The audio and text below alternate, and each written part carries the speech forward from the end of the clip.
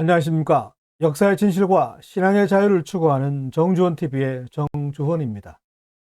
오늘은 일제가 날조한 105인 조작 사건 이후 한국교회에 나타난 현상에 대해서 말씀드리겠습니다. 1910년 8월 일본의 대한제국의 국권을 빼앗긴 뒤 유독 평안도와 황해도의 서북 지역에서만 독립운동이 꾸준히 확산되고 있었습니다.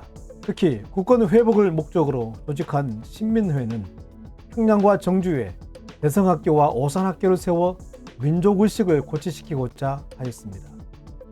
신민회는 상동 감리교회 부설 동옥학교의 교사들과 상동 감리교회 담임 목사였던 전덕기 목사가 중심이었습니다.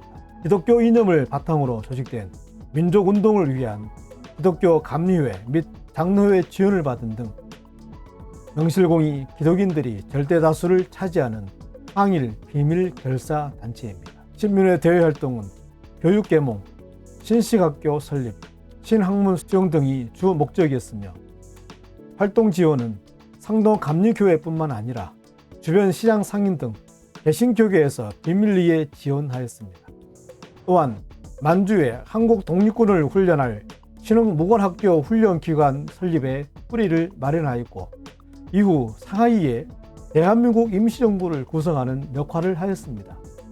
이런 움직임을 포착한 일경은 항일의식을 뿌리 뽑고자 안명근이 비밀리에 입국하여 군 자금을 마련하려다 일경에 체포되자 이 일을 빌미로 조선총독부는 평안도 일대의 항일 지도자와 기독교 세력을 일소시키기 위한 기회로 삼습니다. 일당 60여 명이 1910년 12월 27일 주모자 이승훈 안태국의 인솔하에 압록강 철교 준공식에 참석한 총독 데라우치 마사다케를 암살하려고 했다. 1911년 1월 1일부터 신민회 중심 인물 600여 명을 체포하였는데 이를 신민회 사건이라고 합니다.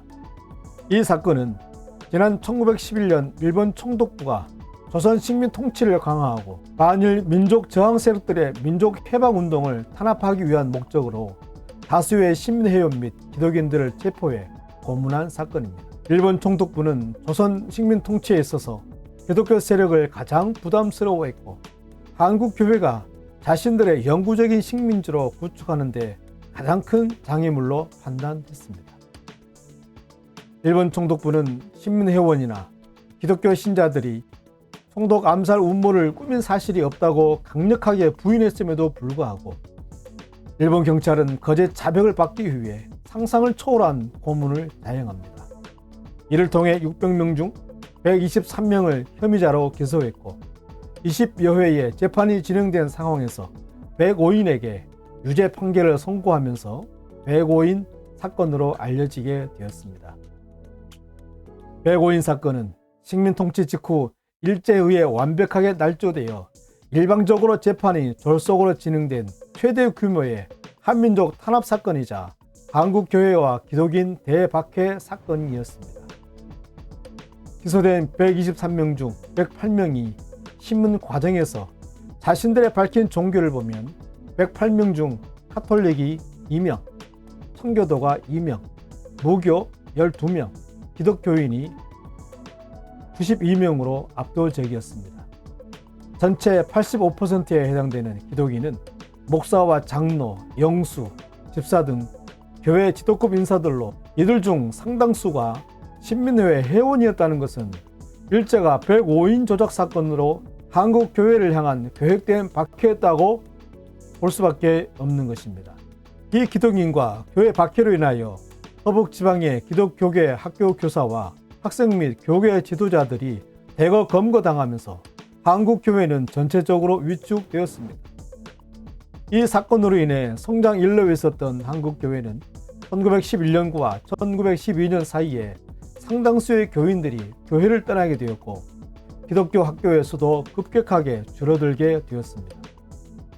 105인 사건은 결국 1907년 대부흥운동과 1909년 백만인 구령운동의 열기에 찬물을 끼얹은 한국 교회를 향한 탄압과 박해의 사건이었습니다. 우리는 지난 역사를 통하여 오늘의 현실 정치의 내막과 미래를 내다볼 수 있어야 합니다. 현대 사회에서 교회를 박해하고 탄압하는 정치는 전체주의요 사회 공산주의밖에 없습니다. 교회를 억압하고 신앙 행위를 침해한다면 그것은 민주주의에 역행하는 정치입니다. 역사적으로 볼 때 교회 탄압은 옷만 바뀌었을 뿐 반복되고 있습니다.